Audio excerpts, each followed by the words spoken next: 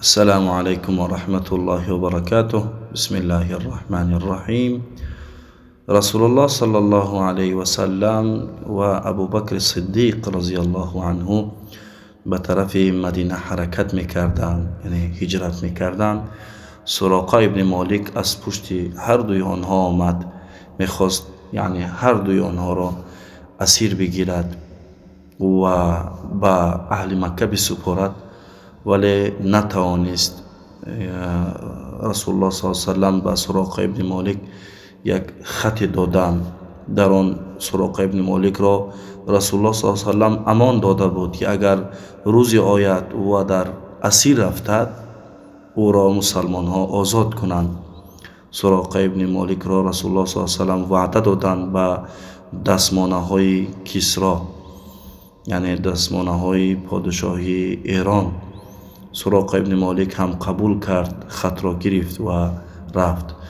رسول الله صلی الله علیه و سلم و ابو بکر صدیق رضی الله عنه هجرت خود را دوام دادند. خب بسیار راه طولانی بود. در راه یعنی در صحرا از دوری یک خیمه را دیدند، از عرب های چوپان بود. ابو بکر رضی الله عنه به طرف خیمه رفت، در آمد و در آنجا زنی را دید که تنها نشسته بود، معبد. شوهرش نبود، شوهرش به کاری رفته بود.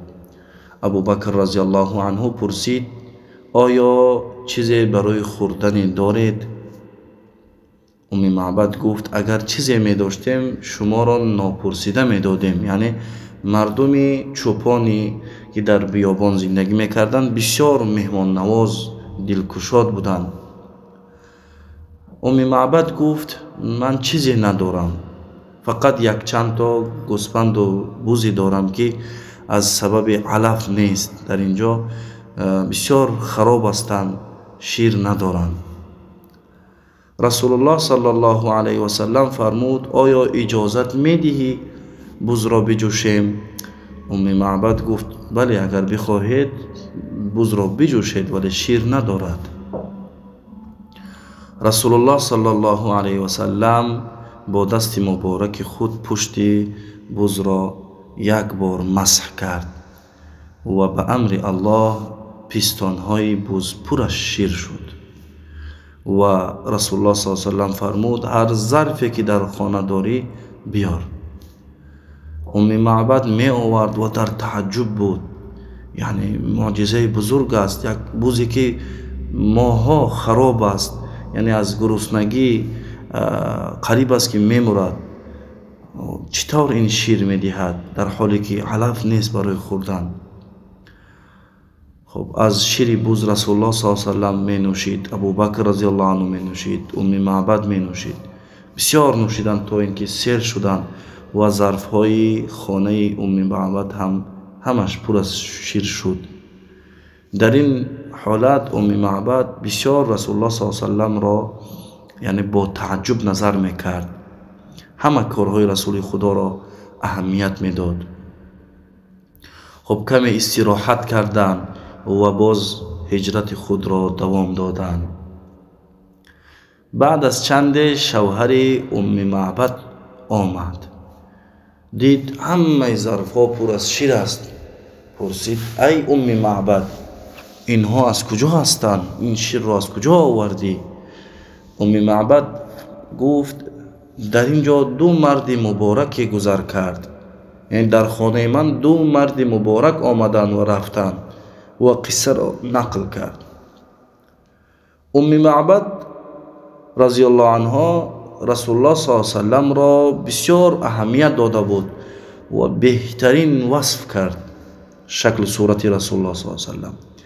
یعنی از کسانی که رسول خدا را وصف کردند، چگونه بودن رسول خدا را، از همه بهترین همین معبد است که رسول خدا را وصف کرده است. خب رسول الله صلی الله علیه و سلم و ابو بکر رضی الله عنه هجرت خود را دوام داده بودند.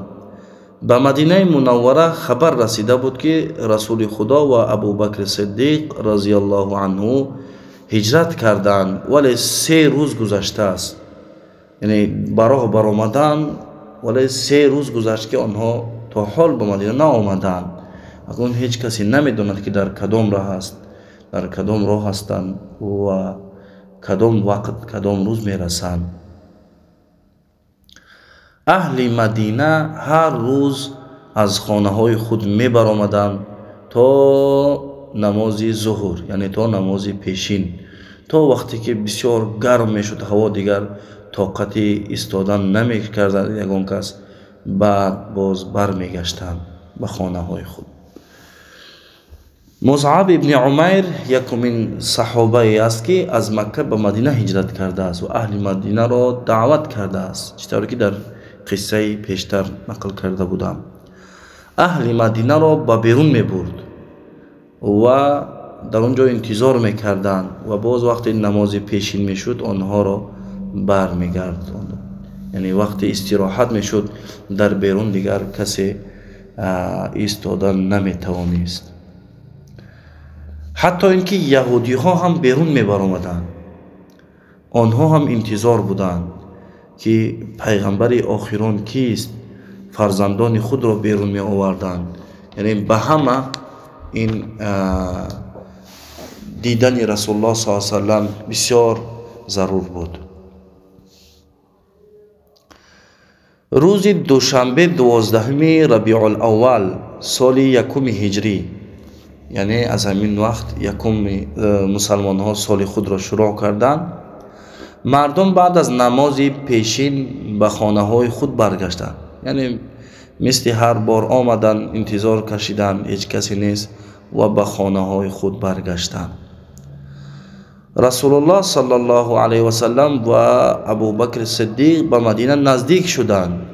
یکی از یهودی هایی که با مسلمان ها بیرون برآمده بود، او به خانه خود برنگشت و در بالای درخت خرمایی برآمده بود و در اونجا انتظار بود.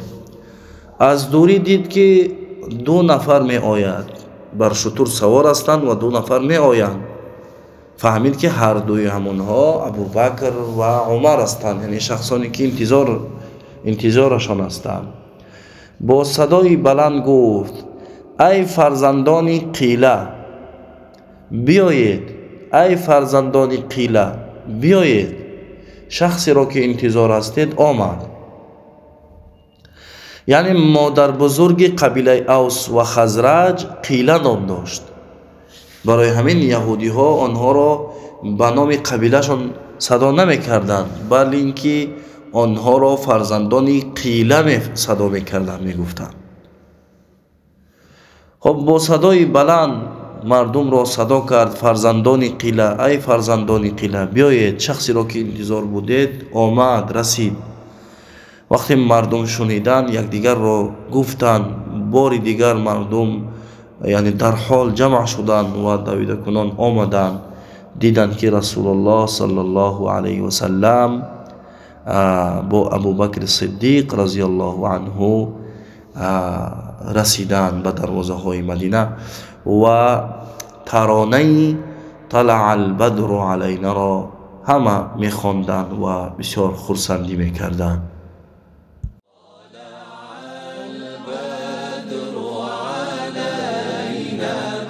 من ثنيات الوداع وجب الشكر علينا ما دعا لله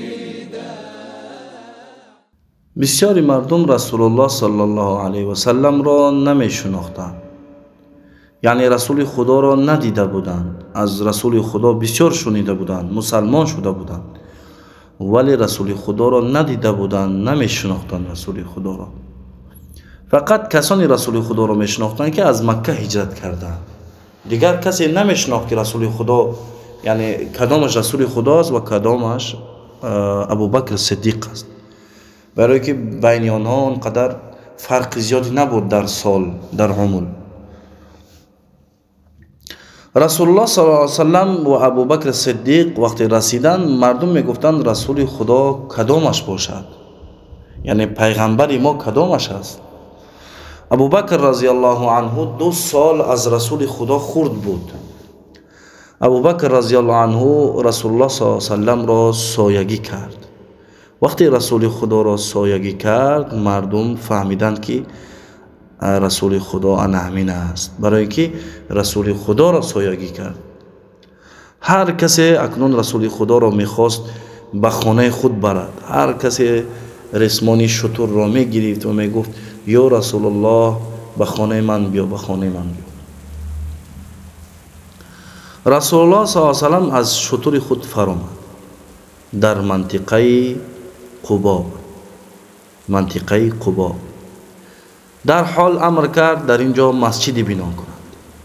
یعنی مسجد در زندگی مسلمان اهمیتی بزرگ دارد. ببینید که رسول الله صلی الله علیه و سلم وقتی پای مبارک خود را در زمین مدینه گذاشت، در حال مسجد را امر کرد. یعنی امر کرد که مسجد بنا کنید.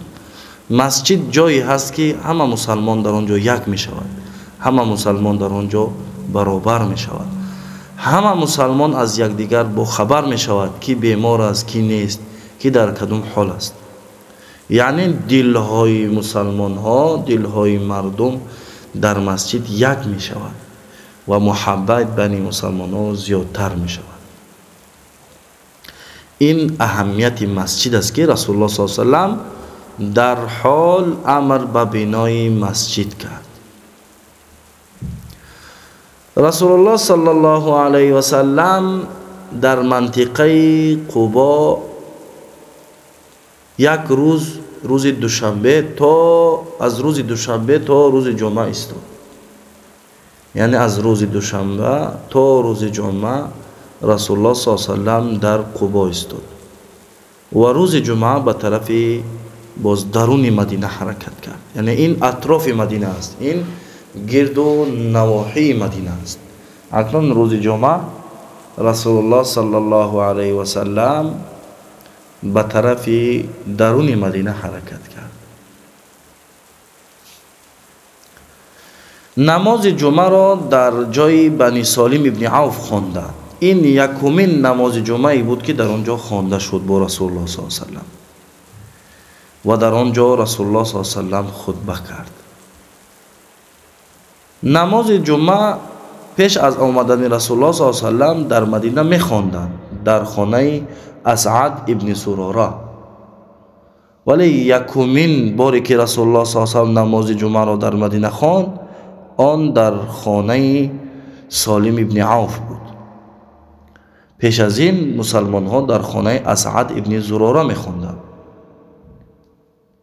یعنی یکمین شخصی که نماز جمعه را در مدینه خوانده است این اسعد ابن زراره است و یکمین نماز جمعه که رسول الله صلی الله علیه و سلم در مدینه خوانده است این در خانه سالم ابن عوف است.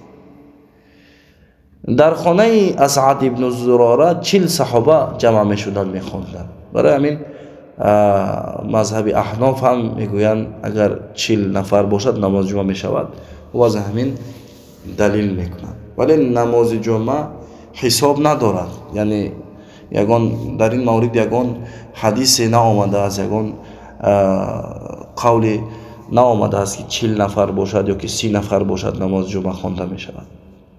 اما از این دلیل کرده میگویند که 40 نفر باشد اگر نماز جمعه خوانده می شود. وقتی رسول الله صلی الله علیه و سلم به مدینه در آمد، از هر کوچه گذر میکرد مردم بند شتری رسول الله صلی الله علیه و سلم را میگرفتند، میگفتند یا رسول الله در جای ما فرا، در جای ما بیا. یعنی شب خود را، زندگی را در جای ما بگذران، مهمانی ما شو. هر کسی میخواست که رسول خدا به خانه اون بیاید، ولی رسول الله صلی الله علیه و سلم میفرمود بگذارید. یعنی با او امر شده است در جایی که شتر میخواهد می ایستد همون جا ما میفراییم. یعنی به شتر امر شده است که جای مخصوص رود و در آن جا ایستد. الله متعال به شتر امر کرده بود که در جایی که لازم است در همون جا ایستد. خب شطوری رسول الله صلی الله علیه و سلم به زمینی آمد، بر یک زمین خالی، و در همون جا ایستاد. رسول الله صلی الله علیه و سلم فرمود زمینی کیست؟ گفتند زمینی دو یتیم است. رسول الله صلی الله علیه و سلم پرسید بزرگان یتیم کیستند؟ یعنی این دو یتیم را کی کفالت میکند، کی نگاهبین میکند؟ یکی از صحابه ها از جایش خیست و گفت من هستم یا رسول الله. رسول الله صلی الله علیه و سلم فرمود من میخواهم این زمین را بخرم از تو. گفت یا رسول الله زمین از توست، برای تو فروشی نیست. رسول الله صلی الله علیه و سلم فرمود نه، این مال یتیم است، این زمین را من میخرم و در اینجا مسجد یعنی مدینه منوره مسجد نبوی بنا می شود. اکنون رسول الله صلی الله علیه و سلم زمین را خرید ولی خانه نداشت.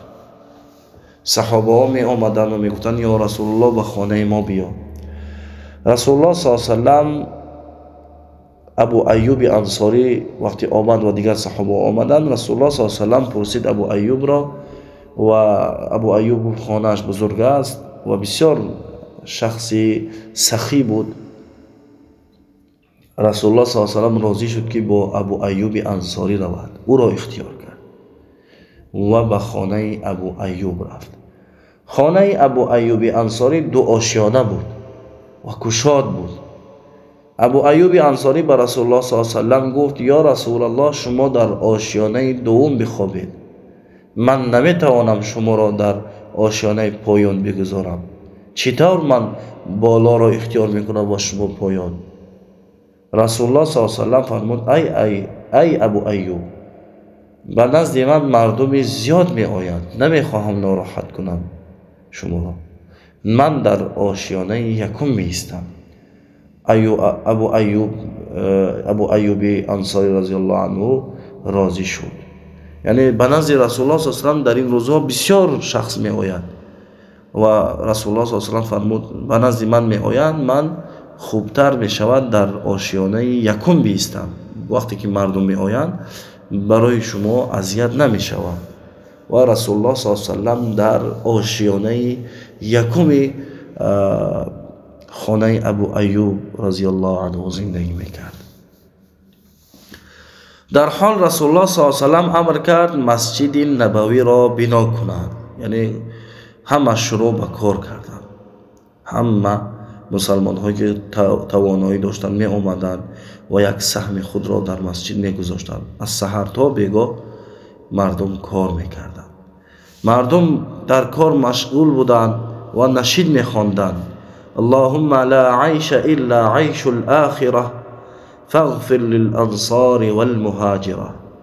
یعنی بارا پروردگارا زندگی نیست برای ما مگر اینکه زندگی آخرت، یعنی ما یگانه زندگی آخرت را از تو طلب میکنیم.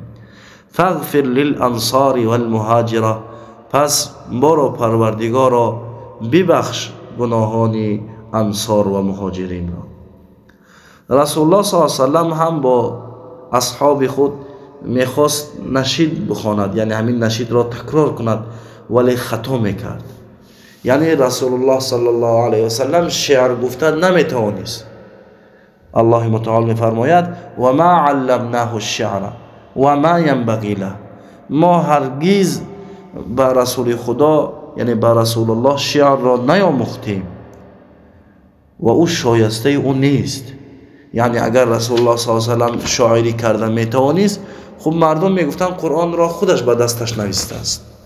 برای همین رسول الله صلی الله علیه و سلم زبانش در شعر گفتن نمیگشت، ولی قرآن را برا میخوان، قرآن را بسیار خوب میخوان. هرچندی که میخواست شعر بگوید خطا میکرد. یعنی شعر برای رسول الله صلی الله علیه و سلم نبود. رسول الله صلی الله علیه و سلم با صحابه ها کار میکرد تا اینکه مسجد را بنا کردند. صحابه ها میگفتند هر چندی که مانده میشویم ولی رسول الله صلی الله علیه و سلم را میبینیم که کار میکند، ما هم دیگر کار میکنیم. یعنی وقتی که مسجد رو بنا میکردن میگفتن مانده شدیم، میدیدن که رسول الله صلی الله علیه و سلم کار میکنند، آنها هم میخواستن کار میکردن، دیگه استراحت نمیکردن، برای اینکه چطور رسول خدا کار میکند و ما استراحت میکنیم. در وقت بنای مسجد عمار رضی الله عنه دو تا یعنی همون سنگ ها که همون خشت ها رو میبرداشت، یعنی خشت های وزمین میبرداشت. رسول الله صلی الله علیه و سلم دعای خیر کرد در حق عمار، گفت یعنی بسیار کوشش میکنند مردم اگر یک تا خشت بردارند، عمار رضی الله عنه، عمار ابن یاسر دو تا میبرداشت. این عمار ابن یاسر همانی هست که پدر و مادرش را در مکه شهید کرده بودند. یکمین شهیدانی که در اسلام هستند اینها عمار، پدر و مادر عمار هستند، یعنی یاسر و آمینه.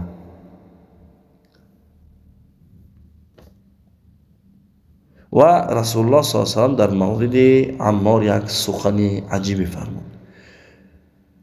رسول خدا فرمود چه غمگین شونده است وقتی عمار را یک گروه گناهگاری میکشند. یعنی این حادثه میشود عمار را یک گروه گناهگاری میگیرند و او را میکشند. و بعد از 35 سال همین حادثه شد. یعنی رسول الله صلی الله علیه و سلم پیش از 35 سال این حادثه را با مسلمانان نقل کرد. از نزد خود نگفت، از نزد اللهش این خبر را گفت، یعنی الله متعال با اون خبر را داد. یعنی رسول الله صلی الله علیه و سلم عالم غیب نبود، علم غیب را نمیدانست مگر این آنی که الله با اون نشان میدهد. انشاءالله قصه عمار را هم در با ترتیب وقت قصهش می آید نقل میکنیم انشاءالله. شب شد، رسول الله صلی الله علیه و سلم به خانه ابو ایوب برگشت. یعنی هر شب کار میکردن، هر روز شب میشد رسول الله صلی الله علیه و سلم به خانه ابو ایوب می آمد و در آشیانه یکم می ایستاد. ابو ایوب رضی الله عنه با همسرش در یک طرف خانه خواب می رفتن، یعنی در دویم آشیانه خواب می رفتن ابو ایوب و در یک کنج خانه خواب می رفتن. می گفتن یعنی اگر ما راه بگردیم در بالا با رسول الله صلی الله علیه و سلم اذیت می شود، برای همون در یک طرف خواب می رفتن، در یک کنج خانه خواب می رفتن تا که با رسول الله صلی الله علیه و سلم اذیتی نرسونند. یعنی بسیار احتیاط می کردن رسول الله صلی الله علیه و سلم را اذیت ندهند. شب ناگهان ظرف آبشان شکست و یعنی آب در دویم آشیانه آب پر شد. قریب بود که آب به بالای رسول الله صلی الله علیه و سلم میچکد. شب تا سحر آنها آب را خشک میکردن. سحر شد، ابو ایوب رضی الله عنه به نزد رسول الله صلی الله علیه و سلم آمد و گفت یا رسول الله، شما در بالا بخوابید، ما در آشیانه پایان میخوابیم، برای اینکه یعنی ما نمیخواهیم راه بگردیم و شما را اذیت بدهیم. رسول الله صلی الله علیه و سلم راضی شد. اکنون رسول الله صلی الله علیه و سلم چند روزها گذشت و در مدینه یعنی امان را دید که مردم بسیار اسلام قبول میکنند. رسول الله صلی الله علیه و سلم خواست اهل و عیال خود را به مدینه بیارد. تا حال رسول الله صلی الله علیه و سلم تنها آمده بود و ابوبکر صدیق. اکنون میخواست اهل و عیال خود را به مدینه بیارد. به زید ابن الحارثه امر کرد که دخترانش و همسرش ام سلمه را بیاورد و همچنان عایشه و اسماء را هم بیاورد. کسی که از گرد و نواحی مدینه خبردار میشد که رسول الله صلی الله علیه و سلم به مدینه آمده است، به نزد رسول خدا می آمد و با رسول خدا ملاقات میکرد و اکثرشان مسلمان می شدند. از کسانی که با رسول الله صلی الله علیه و سلم ملاقات کردن مسلمان شدند عبدالله ابن سلام بود. عبدالله ابن سلام قصه خود را نقل می کند، می گوید از عالمان یهود بود و می گوید در خانه‌اش نشسته بود وقتی شنید که رسول الله صلی الله علیه و سلم آمده است میگوید گفتم الله اکبر. خالم گفت چرا برای یک مرد اینقدر خوشحالی میکنی؟ برای تو چیست؟ تو یهودی هستی؟ برای تو چی فرق دارد محمد آمده است یا نه آمده است؟ تو یهودی هستی، چرا اینقدر خوشحالی میکنی؟ اگر موسی می آمد اینقدر خوشحالی نمی کردی. عبدالله ابن سلام میگوید گفتم خاله موسی پیغمبر بود، محمد هم پیغمبر است. یعنی مثل موسی پیغمبری ما است، محمد هم پیغمبر است. این هم پیغمبری ما می شود. اگر ما یعنی یهودی حقیقی هستیم، ما باید که با محمد هم ایمان بیاوریم. خاله عبدالله ابن سلام میگوید چطور میگویی محمد پیغمبر است؟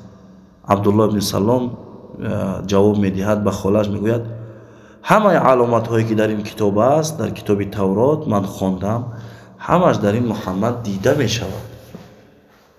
و خاله‌اش میگوید برو و خودت ببین همون علامت ها هستند یا نه. عبدالله ابن سلام به نزد رسول الله صلی الله علیه و سلم آمد و همه علامات را دید و در حال مسلمان شد. دیگر همه علامت ها هستند، دیگر میفهمد که همون پیغمبر است، دیگر جای انتظار نیست، مسلمان شد و با رسول الله صلی الله علیه و سلم گفت یا رسول الله به هیچ کسی نگو که من مسلمان شدم. یعنی یهودی ها می توانند که خیانت کنند، یهودی ها خیانتکار هستند. و یهودی ها را عبدالله ابن سلام و رسول الله صلی الله علیه و سلم گفت یهودی ها را جمع کن و در مورد من از آنها بپرس که من برای آنها چقدر قدر دارم. رسول الله صلی الله علیه و سلم مردم مدینه را جمع کرد و در ضمن یهودی ها هم بودند، آمدند. بزرگان یهود آمدند، همه نشسته بودند ولی عبدالله ابن سلام نبود. رسول الله صلی الله علیه و سلم پرسید عبدالله ابن سلام را میشناسید؟ او چطور انسان است در بین شما؟ آنها گفتند او بزرگ ماست، او عالم ماست، او از همه راستگوست، او بسیار انسان عالی قدر است. و عبدالله ابن سلام را بسیار تعریف کردند.